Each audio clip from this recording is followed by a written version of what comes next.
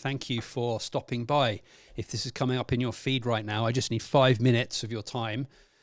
I wanted to run through some thoughts and ideas with you. My name's Daniel, and I have produced over 100 live shows on LinkedIn in the last 12 months. And I got a bunch of tips that I'd like to share with you and hopefully inspire you and your teams to do more live streaming as opposed to AI marketing content. And essentially right now we are inundated in our feeds with the latest AI marketing tools. Now, I'm not saying that these are bad. These are obviously revolutionary and are changing the game for marketeers and pretty much every business person, in fact. But something's being missed, and that is live broadcasting.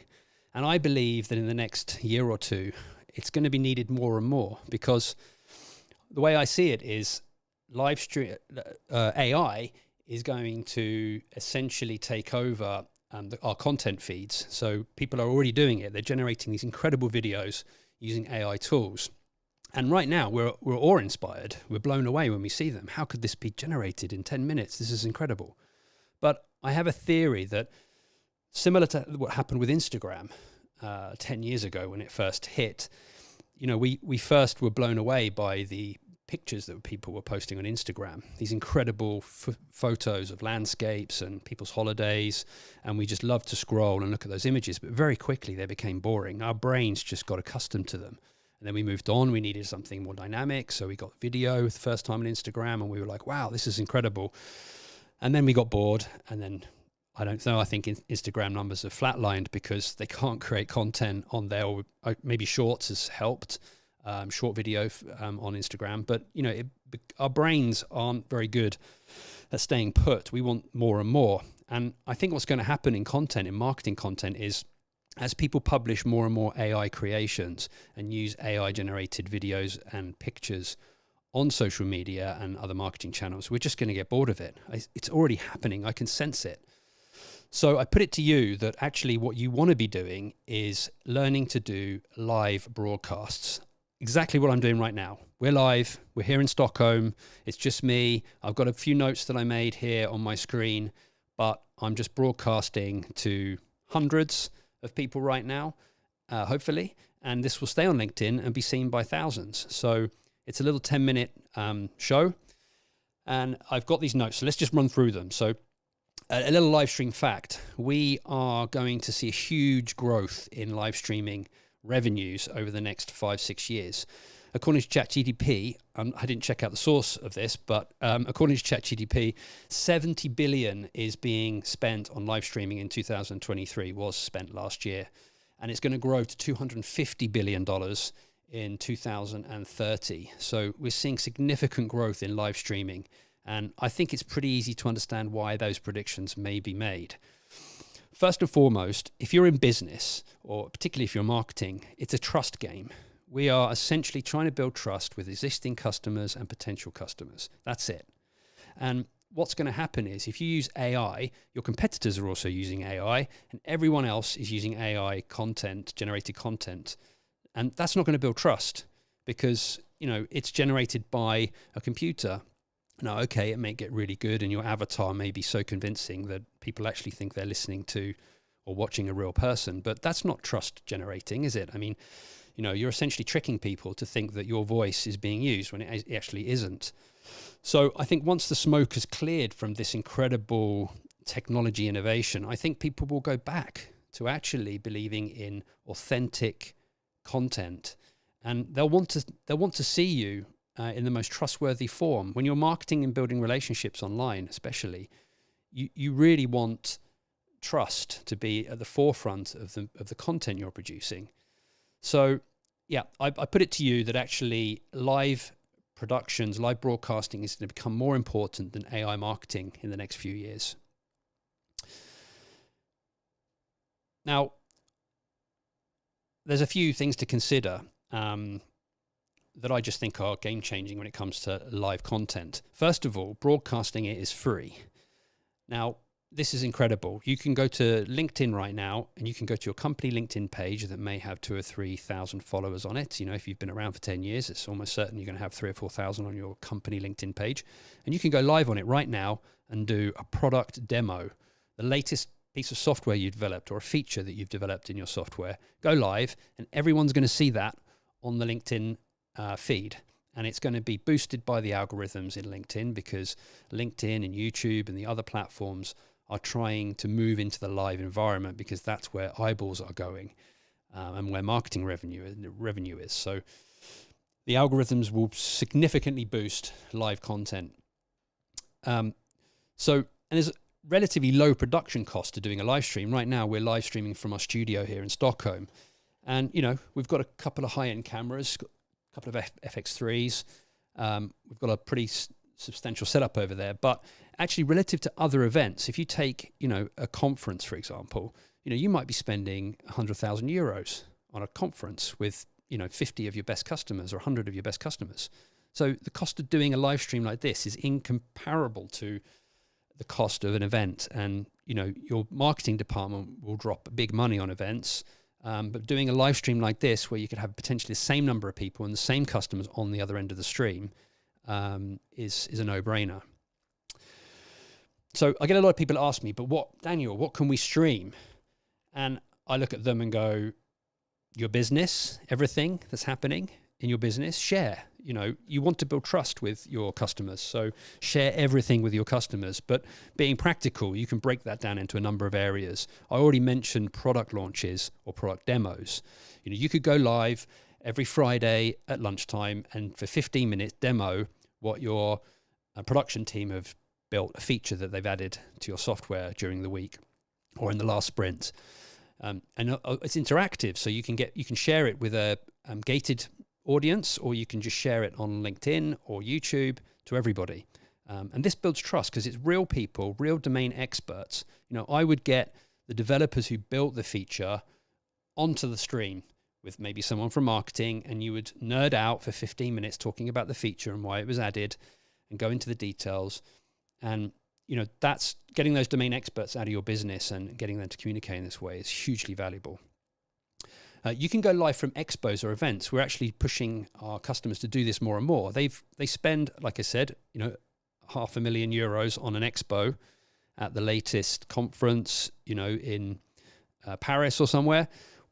You know, that is essentially a production set ready to go. You have all of your domain experts, product managers, executive team at the event, so they're ready to go. And you have produced a beautiful looking stand at this expo. This cost a fortune, is 100% on brand. So going live at those events and expos is another great way to reach a whole bunch of customers, stakeholders who couldn't attend the show. So really think about that. That's a good opportunity. I mean, you can just do industry updates and news. There's no problem with that. You could take a HR perspective and get your team around a table like I'm doing right now and talk about open positions that you have in the company. You know, deep dive on those open positions and have the people in the stream, in the live show, talking, you know, so the boss of this person, who's this person going to work for, and who they're going to work with, have them discussing it with maybe someone from HR and talking about open positions, and then, you know, have that shared on LinkedIn to endless numbers of people. And finally, internal updates. You know, you could have an internal live show like this. I think it's important to think of, you know, webinars have become very stale and we're kind of sick of them. And, you know, someone just doing it over their laptop camera, sharing some slides, and they go on for an hour and they just go through the slides. You know, it's not very engaging, and it's somewhat 10 years ago. What I would recommend is you create a show, you know, brand it, give it an identity, make it recurring so it takes place at the same time each month or the same time each week, even daily. And you'll be surprised at how many people tap in and watch that show evolve. You know, by definition, it is recurring. If you call it a show, you know, you expect to have another version of the show, and you take feedback in the comments and you improve it and you break it up into segments. So there's a lot of potential there.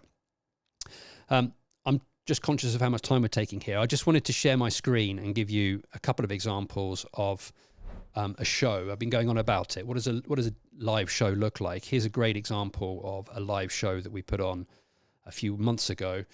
And essentially, you have these assets. So like it's super high end. The graphics are incredible. So, we produce these graphics for our customers and then have it pull up in the live stream and cut between different scenes. So this was actually a live stream we did for Logitech, and, starts off with an intro.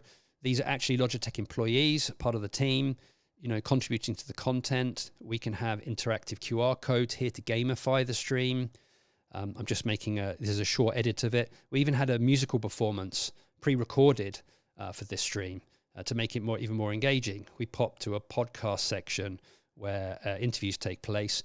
Pre-recorded material is displayed to those on the end of the live stream. So this was all showing up on LinkedIn as a pre-made event. So the potential's huge. Even a little bit, we even had a live shopping segment where, in this case, Logitech was demoing its B2B products live. So 2 domain experts were sitting there talking about the application of these products. So for 15 minutes within the 1 hour show. And then we finished up with an in-depth deep dive podcast format. So yeah, back to the main view, Andreas.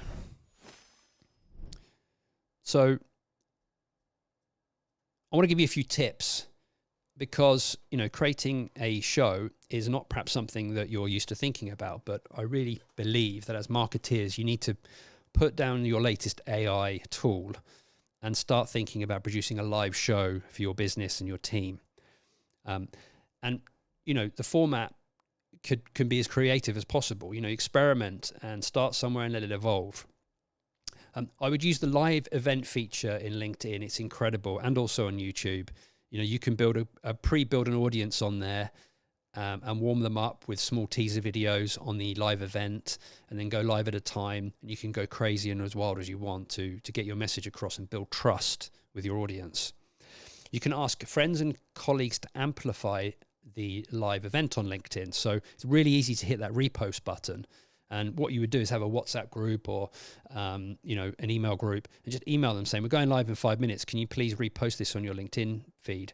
And then that will boost the algorithmic qualities of your production and get even more eyeballs on it. So really powerful there if you can have, 15, 20 colleagues helping to repost and boost the content. And of course, it's all free. Maybe you owe them a coffee or a beer as a thank you. Another tip is you can use a professional production company like ours. We're based here in Stockholm, producing, helping companies go online live all the time. It's, a bit of a scary thing sometimes going live. It's difficult, but once you get used to it, actually it becomes, quite natural, and, it doesn't take too much time to prepare. You can get some great content out of it. And what I'll be doing with this is I'll be chopping it up into small segments, and then I'll be posting those little clips over the next few weeks, feeding people back round into the main body of the content and to our webpage. My final tip is you notice that LinkedIn is now, you'll see in your feed that there is short videos appearing in a kind of TikTok style. So LinkedIn has made some advancements there, and no doubt that's going to be a huge hit. We're all used to scrolling these short form videos now, so LinkedIn has those. So get ahead of the curve and start producing this kind of content that can be cut up into segments and shared in the video shorts on LinkedIn. So that's it. Thank you for joining me today here live in Stockholm. If you do need any help with live shows or video production in any means, we cover the whole of the Nordics. Please drop a note in the comments and I'll follow up and give you some thoughts on any ideas you have for a production. Oh, and also I have a free gear list on this live production that we have rolling right now, and I'll be happy to send that through to you if you have any comments. Just put a note in the comments and I'll send you a link to the gear list. So thank you so much. Andreas, thank you. See you again soon. Thanks. Bye.